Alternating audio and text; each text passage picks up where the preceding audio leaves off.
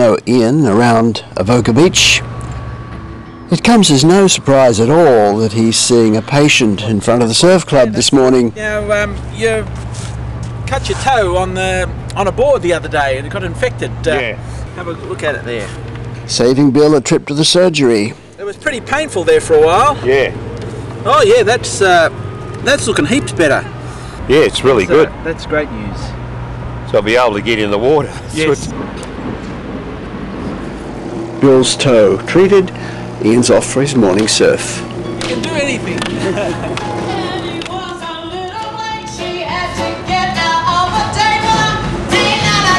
He also has a band, but what you're hearing is not his band.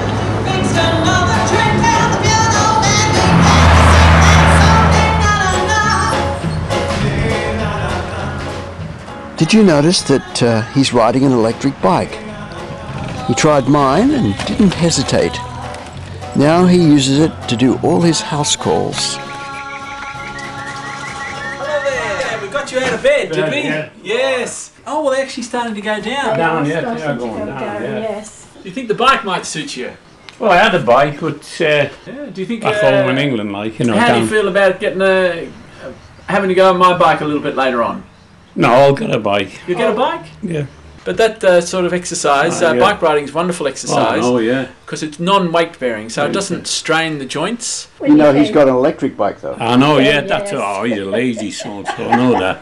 Well, it's a bit better than He a car. just, he just kids everyone, you see. Someone say, there he is, the flying doctor. No worries. Like me, Ian loves a good cause, and he's embarked on a passionate one now. That's to get better public transport for our Central Coast. What produced this revelation, Ian? Well, we were in Europe recently and we were just wandering around and we noticed that the population was thin by comparison to Australia. And well, naturally you ask, why is this so? And it became apparent that they were all walking to the train, the tram, the trolley, the buses, and that just that little bit of activity each day was enough to keep that entire population thin. This graph, I think, summarises it quite nicely. We've got the obesity rates for the populations around the world, and we find the blue line here. The Americans have the highest obesity rates, and our European colleagues have some of the lowest. Wow. And then if we look at the public transport usage, well, it's really the exact opposite, where the United States has the lowest public transport usage, where our Europeans have the highest rates. Where are we on that? Australians are over near the Americans, unfortunately, in both terms of our public transport and our obesity rates. Here's another graph about the health we see here in Australia.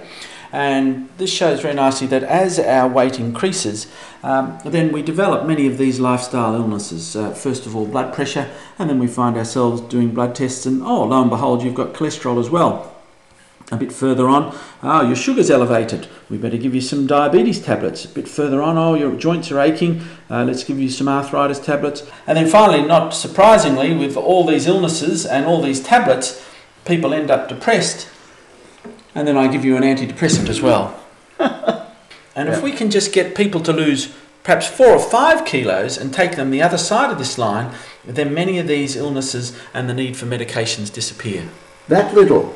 Yes, that little. One common blood pressure tablet, Avapro, costs about $62 per month for and over a 12-month period. Yeah.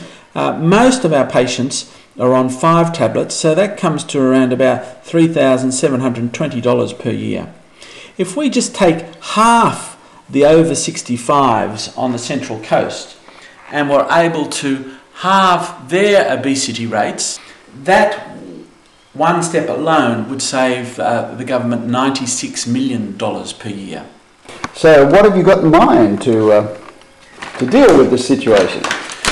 Well, if we look at the map of the Central Coast, we've got this lovely lake system. Yeah.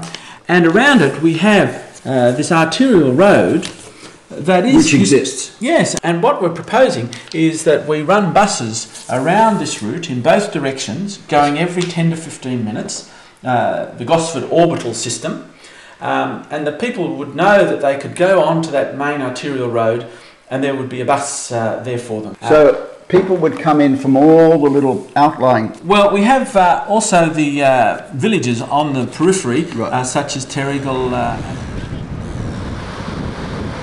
and Avoca, Copacabana. Yep. Now they would need a method of connecting with this main arterial route. This looping bus. Yeah, and so what I'm proposing is satellite buses, smaller community-based buses that would loop backwards and forwards from these communities to the main arterial routes. And they similarly would run every 10 to 15 minutes. And what do you call this bus that goes around?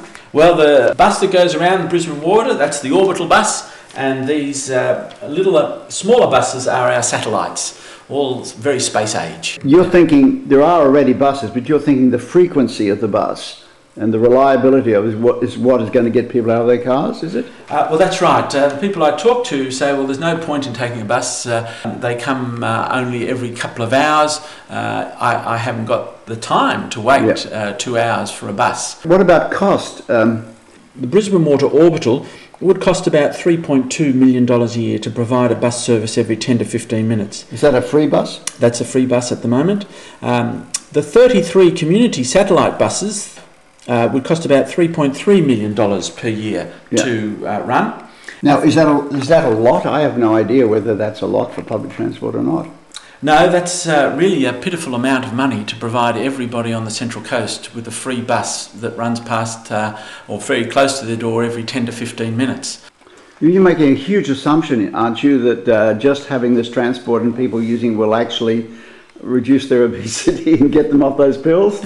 Well, the research from around the world would suggest that we only need to get people to walk for 8.7 minutes per day in addition to their normal activities, and this would halve the obesity rates. And you figure there's 8.7 minutes in them using this transport system? That's what we get from around the European countries, that they only require an extra 8.7 minutes a day of walking to use their public transport systems.